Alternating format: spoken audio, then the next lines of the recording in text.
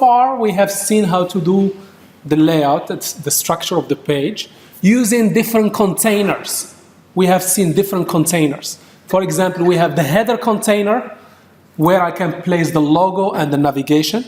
I can have a side container, or either on the left side to have a menu, like a vertical menu, or on the right side, typically for advertising. And then I have the main side of the main page, the main area of the page, which could be an article made up of sections. If sometimes I might have multiple articles, I can put them in one container called main. So I can do something like this. Main, and close main. And inside main, I might have multiple articles.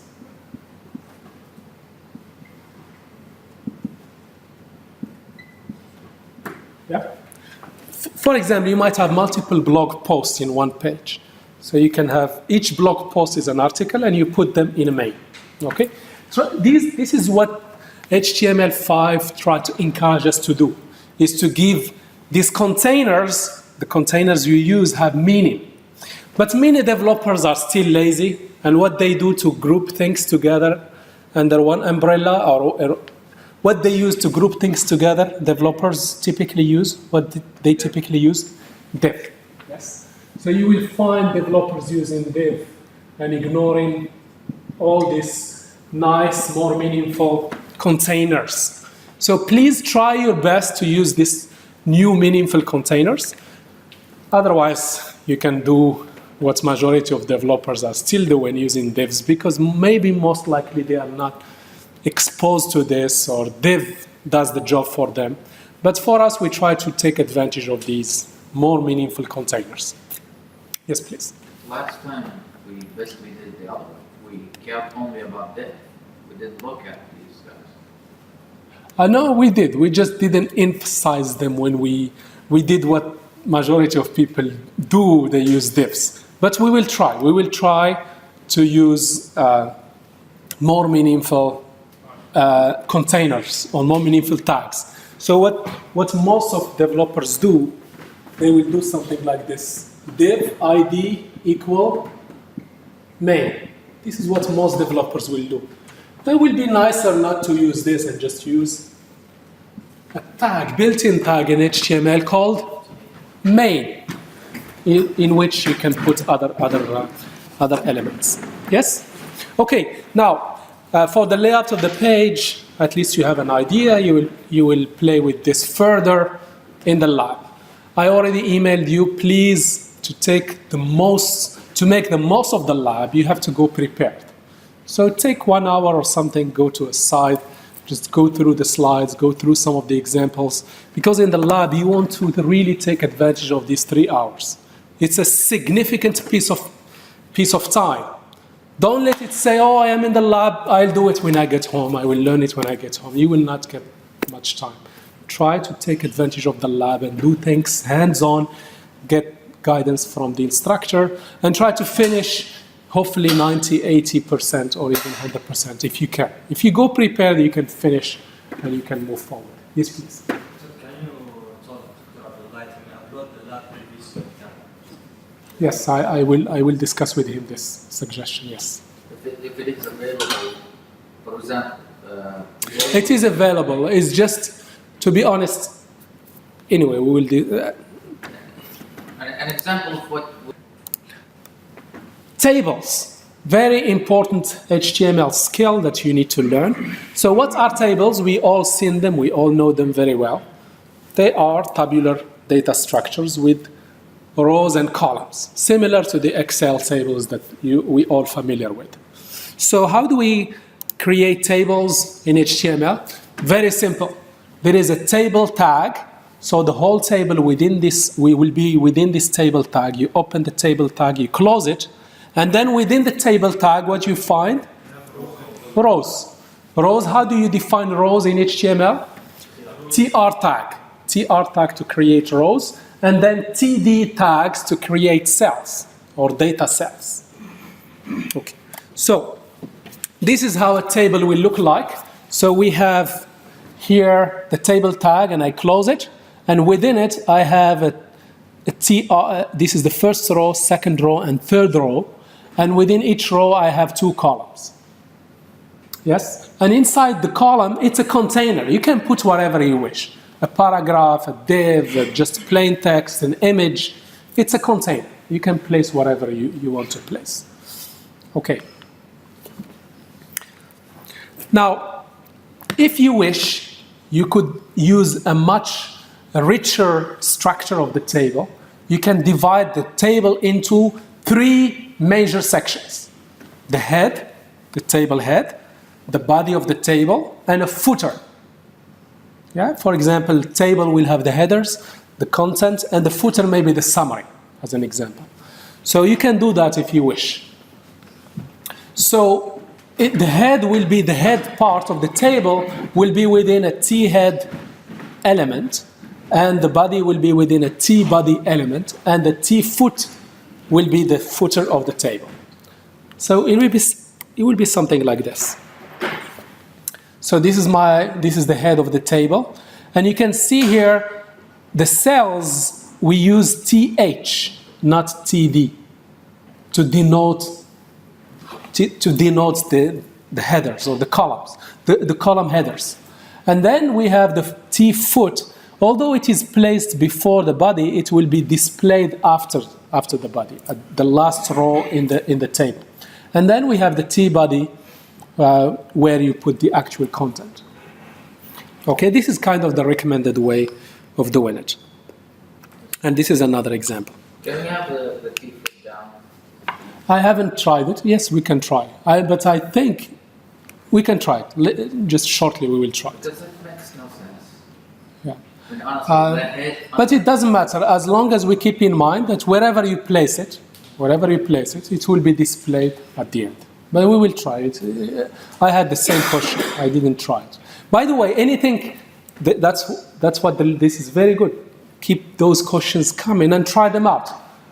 Don't expect me to know everything. Try it. If you ask me, I will also try it and say, why, yes, it will work or not work. Try things out. Anything comes to your mind, take the example, modify it to your liking, and that's what the extra learning you can do.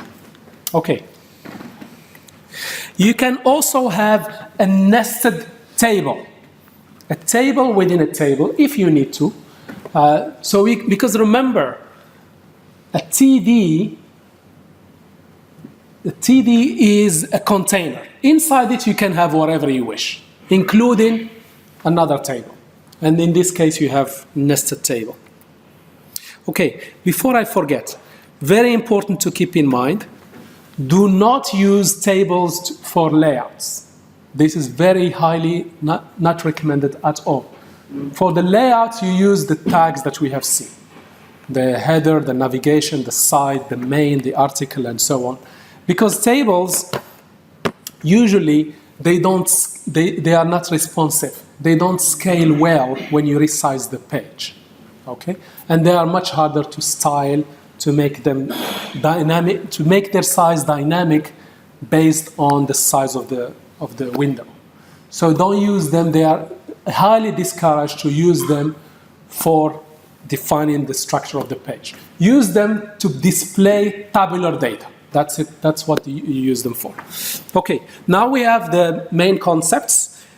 Don't tell me, okay, khalas, it's clear. No, it will not be clear until you see some examples and you play with them. And then once it's kind of a bit clear in your mind, you go and do it yourself. That's the only way to really master what we learn in this course. Because it is very, very practical course. You need to understand the concept, see as many demos as you can and play with them and change them, and then do it yourself from scratch. Take some scenario and do it yourself, and that's what the lab will help you to do. Okay, so let's see some examples. So here is a table example. So this is a simple table. Before I go and see how it is doing, what it's doing, first thing, I'll run it and just see how it looks like. So here I have a very simple table. You can see there it has 2 columns. One column displays an image, Another column displays a link. This is the outcome of my table. So how I am doing it, so here is the body of my page. Inside the body, I have a table. So you can see a table is within a table tag. And within a table tag, I have, basically, you can see here how many rows? 3 rows. Each row is within a TR tag. And each row, how many columns does it have? 2 columns. The first column displays an image. You can see here, the first column. I prefer not to do it this way. It's better to do it this way. You can see I try my best to make the structure of the page, the code reflects the structure. You can see here the TRs are indented inside the table, and the TDs are indented inside the TRs. So this reflects the actual child-parent relationship. Yes? It's very important. Yes, please. Why do you need TD after TR? Okay, the TR, what is the role of the TR? It creates a row for you. Okay? But we know a table is made up of rows and columns. So how do you define column? Using a TD. You must have TD. If you have multiple TDs, then you have multiple cells in the same row. Yes, that is the idea, yes. That's basically the idea. Okay. All right, so in here, we already seen an image tag, and I create an image tag and then the source of the image. So here I have some images here and the image subfolder. So I'll say image / the name of the file I want to refer to. And here, in here, what I'm doing, I'm creating a link, and this link is referring to a PowerPoint presentation and their image. Of course, that PowerPoint is not there. If I click the link, I'll get a broken link. It doesn't matter. And then what the user will see is lecture 1. So you can see here, I have some icons on the first column of the table, and here I have links. Because this lecture 1 is missing, if I click, of course, I'll get not found. Okay. Is clear? Concept of a table and rows and columns. So this is a simple table.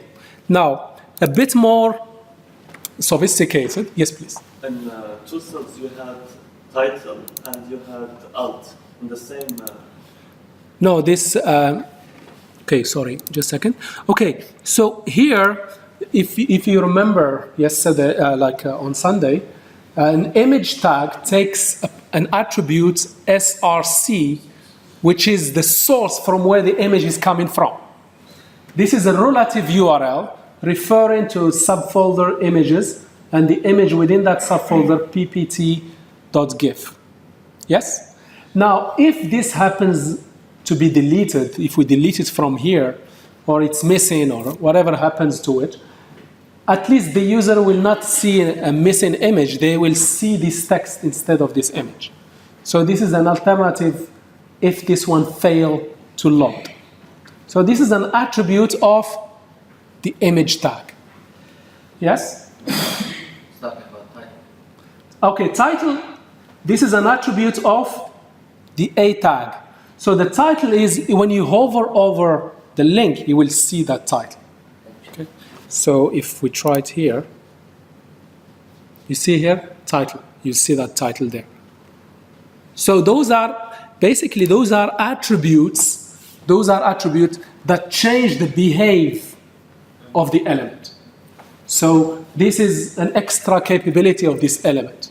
It can allow you to display an alternative text. Alt stands for alternative. Alternative text if the image is missing. This one, it kind of gives some further hints to the user when they hover over, when they put the mouse over the link. Yes? So those are attributes of those elements. So you will basically gradually learn those attributes. In here we see the most essential, the most important elements and the most important attributes. But there are so many other attributes. And each element might have different attributes, depending on its nature. Okay, here is another example. This example is a bit more sophisticated, where it is using a T head, T body. It doesn't have a T footer, no problem. Let's try.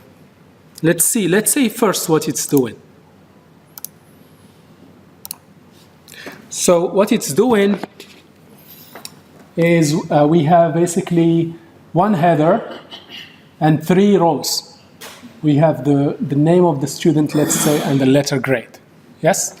So we might want, let's say, add a footer. So how do we add a footer? We will try to first place it above the body, and then we will take Ghanim's suggestion and put it at the end and see the behavior. But let's just start here.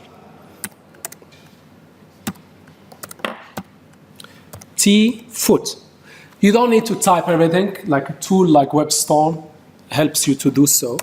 And when you close the tag, it will. When you put the start of the tag, it will auto close it for you. And then you put inside here whatever you wish.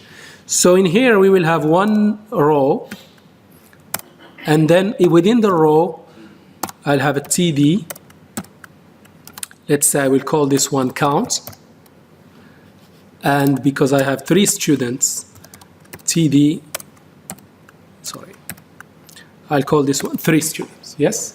So if I take this, refresh the page, you get this footer. Although I am placing it before the T body, it is displayed at the end of the table. So yes, if it's kind of confusing, let's try. If we place it at the end, what will happen? See here, I'll place it inside. Same behavior, okay? It is acceptable to put it wherever. So even if you place it before the T body, it is displayed physically at the end of the table. What Yes, please. about CSS? Do you always have to link it at the beginning, or you can link it at the end? What do you mean? The CSS style, like you have the bold full name. No, okay. there is no CSS here at all. This is the default behavior of the browser. So the browser, the Google people, were in their implementation of HTML, what they did, they went to the web, they looked up HTML standard, they download the document, and they start implementing. This is what the table should be rendered as. And when they saw T head, within it there is TR, within it there is TH, not TD. TH, what they do, they take that content and make it bold by default. Now CSS is much more advanced. I can come to this table and make one line with white background, another line with yellow background. I can make it more spread. I can put the lines, can do so much stuff with CSS. But this is out of the box rendering. And you see here I'm using this technical word, rendering. This is what the browser is doing. It's taking the plain text, HTML text, and interpreting it, and rendering it, and displaying it. So this is what? The default rendering. How can I change this default rendering? CSS. Using CSS. Is clear? Okay. Good. All right, so this is a complete table. Same thing, this is just with the footer. Let me just run it. This is with the head and with the footer. But now I did a bit of styling. I'm kind of jumping ahead of myself. I did a bit of styling, just to give you a taste. We will explain CSS later on, but just to give you a small taste. What the styling, I put it in the head, what this styling is saying to the browser. Browser, whenever you see a table, make the border of the table collapsed. What I mean by collapsed, let me remove this one. Close the cell. No. What it will do, when I put a border, each cell will have its own border. But I want this border to be collapsed as one border. Merge, kind of. Yes. So to do that behave, I tell the browser, this is, by the way, this is the default behavior of the browser when I put borders around the cells. But I don't like it. You see, it's a bit not very natural, the way we are used to tables. So I tell the browser, please don't use your default behavior. It's not so good. What I want you to do, collapse all these borders into one border. In here, what I'm doing, I'm telling the browser, whenever you see a TH, which is we use it in the T head, and whenever you see a TD, which is a cell, I want you to make a border around it. The thickness of that border is 1 pixel, and I want that border to be a solid line. Yes? And that's what the browser will do. If I don't like solid, I can make it a dotted line. I can make it a dotted line if I wish. And you can see here, when I refresh, it's a dotted line. It's clear? So that's what CSS is all about. We will discuss it much more in depth later on. So what is TH exactly?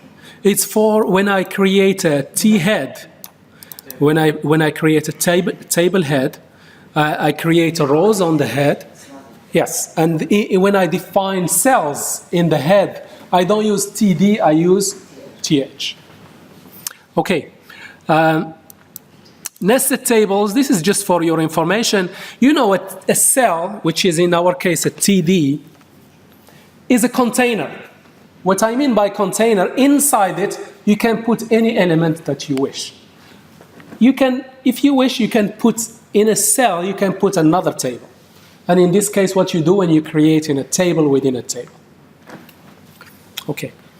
Now, one last feature I want to show you, which is quite interesting. Sometimes we need it. Sometimes you see this behave. Some cells spanning multiple cells, and some cells spanning multiple rows. Sometimes you find this in tables, okay? You can do this in HTML very easily. So what you do is, for example, this cell,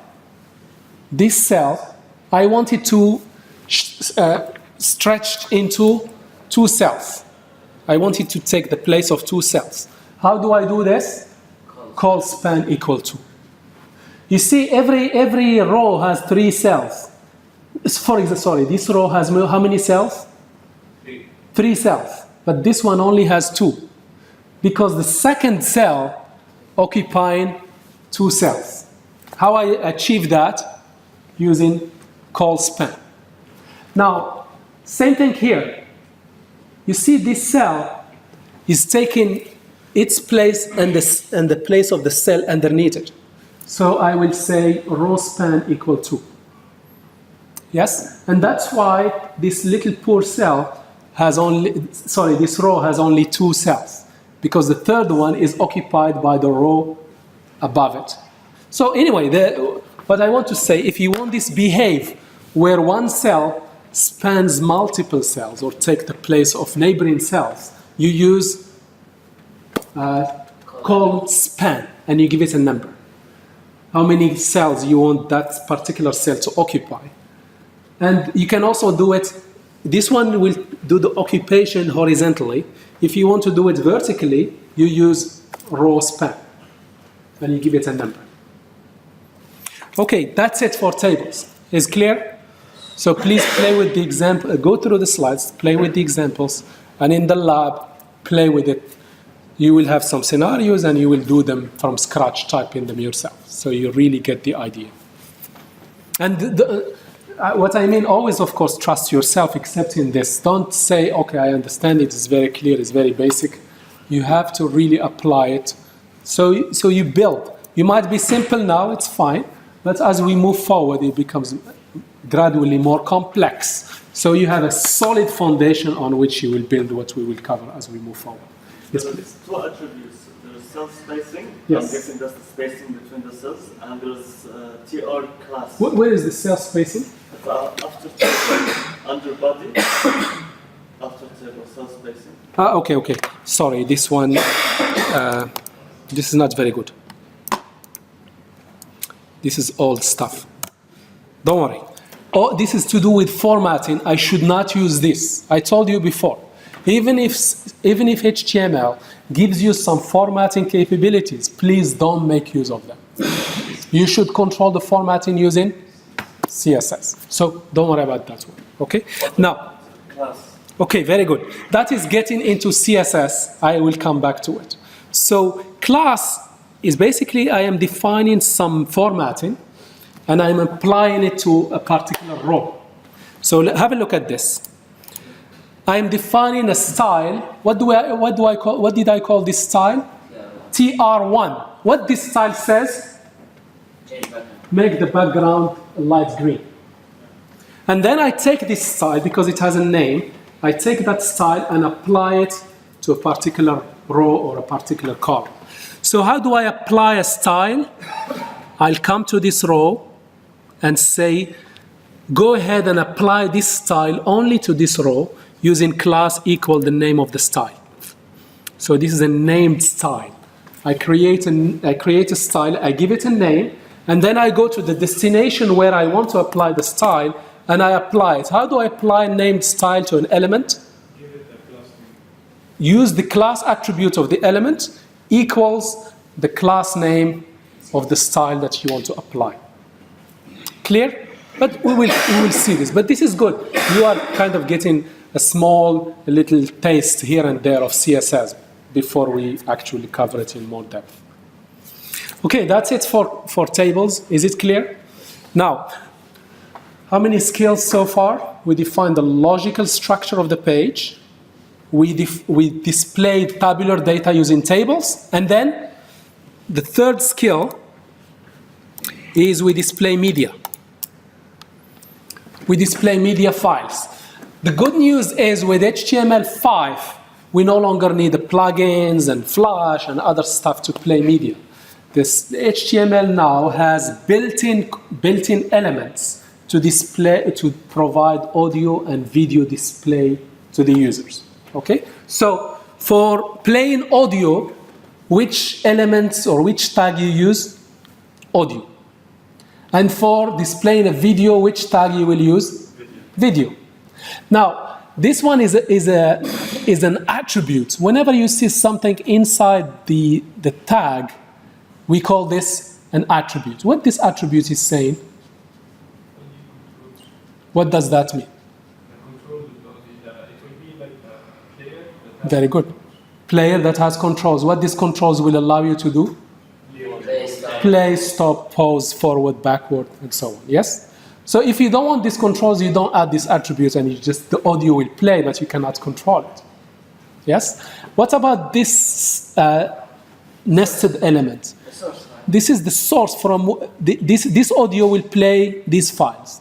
So in here, this is the first format, this is the second format. If the browser knows how to play this, it will play this. Otherwise, it will fall back to this format. So because there are browsers that don't support all the formats, especially in the beginning, now browsers are catching up very, very quickly. So you can have multiple formats, and the first one that the browser knows how to play, it will play it. So I can only put one. It will only play the file that it knows how to play. Yes. Yes. So if I put another, for example, file 2 that has nothing to do with file 1. No, it will only play one. It's only. Okay. Yeah, it will only play one. If you want to change the file, what's getting played, you have to use JavaScript. We will see later on. For example, if you have a drop-down that has multiple audios that you want to play, when you select a different file, a different audio, it will load it into the audio element using script. Yeah, but for now, this is static. Whatever we see here is static. This is good that you think of these advanced scenarios, and this is where the role of JavaScript to make this dynamic. Okay, so now we've seen the example. Let's jump into the example. Here is the media, and let me quickly show you this. So I will run this guy. Before I go into the scary code, I see how it looks like first.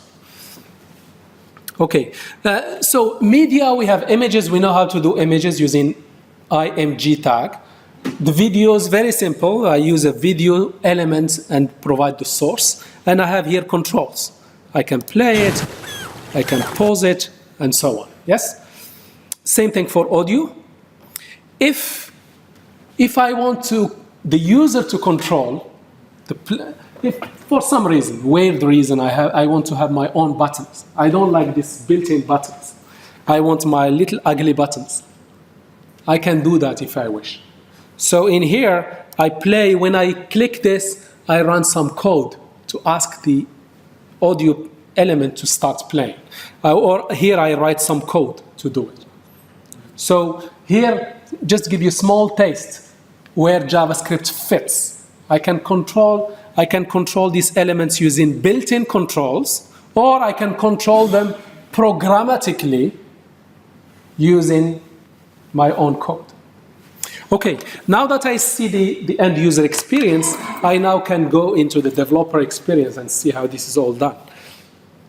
Okay, so the video tag, you can see here, this is the video. I want to show the controls. Sorry, I'm using these guys, but I should have used CSS. It's fine. This is the width and the height to control the size of the video. And I'm putting here two formats.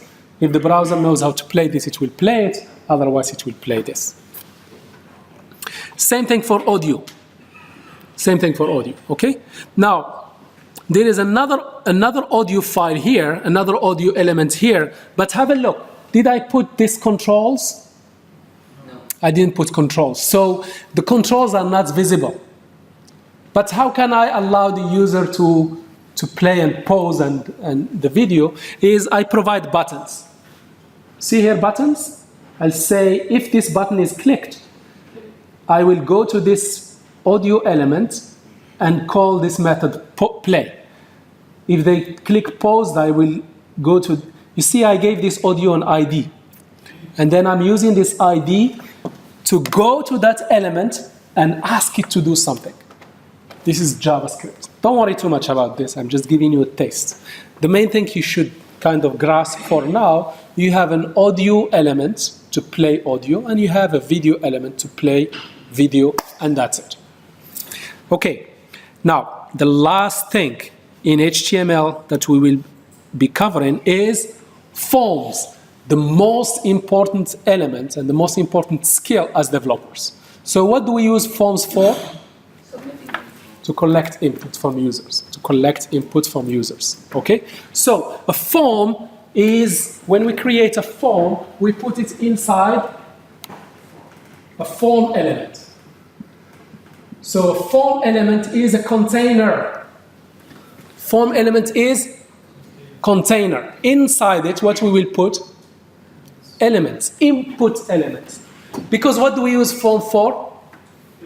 To collect input. So for each input, we will have an input element. So for example, if I want to collect input and a type, because the input could have different types. It could be small text, will be text. It could be big text, which is a text area. It could be a drop-down list. You have filled up so many forms. It could be drop-down list, could be a radio button, could be checkbox. Yes? So you have inputs, and each input has, what does it have? A type. A type. Of course, ID, if I want to control it using JavaScript. It has a type. How many types of inputs we have in HTML? So many, such as radio, drop-down, text area, like an upload, text area, a buttons. We clicked so many buttons. Those are also input. Yes? So form is made up of one or many inputs, and these inputs, they have type. How do I select the type? Based on the data type that I'm asking the user to enter for me, whether it's a number or a date or a text or a big text. Based on what I'm expecting the user to input, I select the appropriate input type. Clear? So that's basically the major idea. Okay, these are some input types, some example input types. This is by far the most common, especially for lazy developers. You just put input type is text. What you get something like this, a text field. You type whatever you wish. If you want curious eyes not to see what you type, what you put in the type, password. Okay? If you want somebody to tell you their life story, don't give them something like this. It's too small. So you give them something bigger. And in that case, you don't use input, you use text area. So text area is another input element. We use it for large text input. Hidden, this is more advanced, don't worry too much about it. You will have an input that the user will not see. Okay? We will see it later on, when do we use this. Text area is not a type? It is an input, it is not a type. You can see here, this is what the HTML designers and the people who created HTML, they're a bit not consistent. But we will be nice with them. They did good work still. But they decided that they will not use input type text area, but to give the text, the long text input, to give it its own element name, which is called text area. I mean, it's a design decision that they made. Yes? But it makes sense. Yes, you're right. It makes sense if they just used type equal text area. It would have made much more sense. But you will see this is not the only inconsistency. There are other elements for other type of inputs. This makes sense from when they developed it, because when they developed it, Yeah. it was back in the very old days where very few people even knew anything about it, and creating your own blog, this was like literally the pinnacle of having a blog, this big ass text area. Where Yeah, it could be. Yes. So back then that was considered a thing of itself, an achievement. Yes. Now it's Yes, but unfortunately, like, we are kind of stuck with this. So in terms of learning, we just need to keep it in mind. For large text, we are using text area, not input. Okay. Now, HTML5 came with so much more input types. So you can make it a number, a range, a color, telephone, email, date. If you put text type input date, it will give you a calendar, built-in calendar in that. So you can pick up the date using a calendar.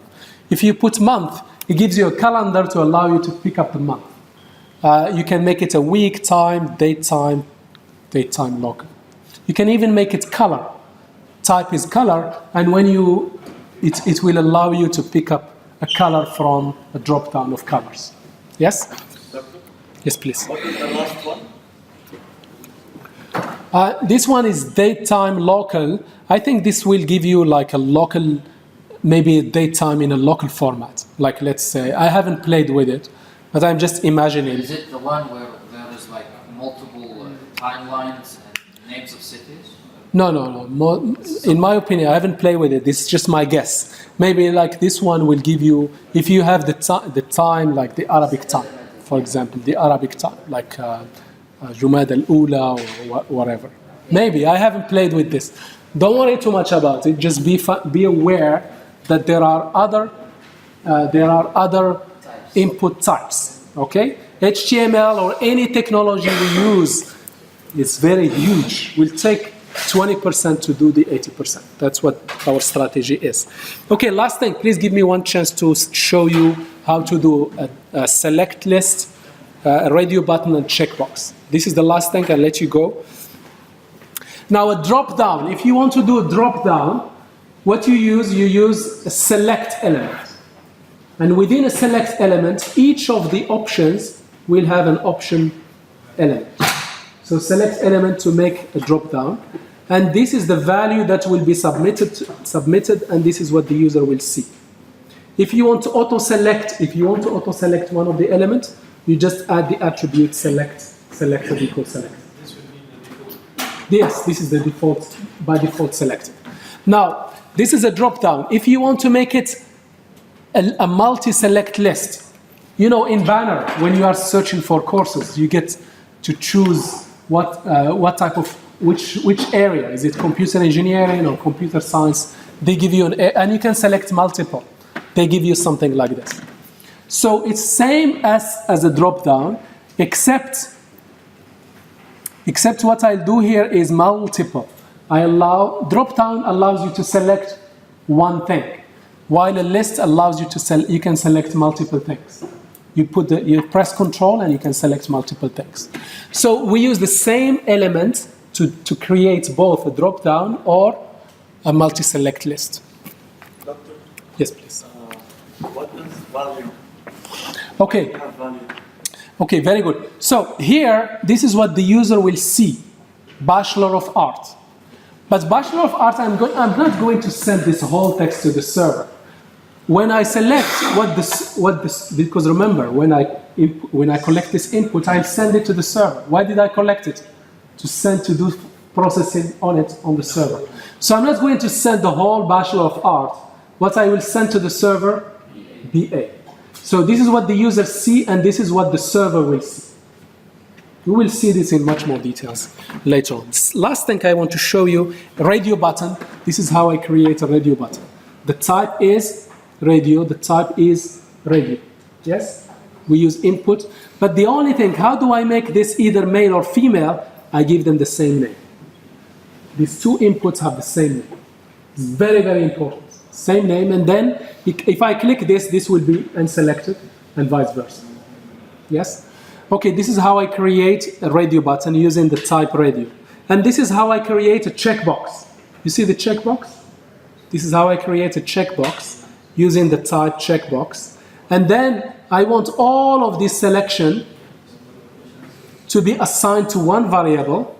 So the preferences, for example, if I do preference and I tick all of this, I tick newsletter, partner offer, marketing, then preference will be equal to newsletter, comma, partners, comma, marketing. Okay? So these are the main elements. I know I kind of rushed through them. So I rely on you to really go through them before the lab. Just a few minutes, go through them, have a look at the examples. And in the lab, you will be actually building some simple forms to practice those skills.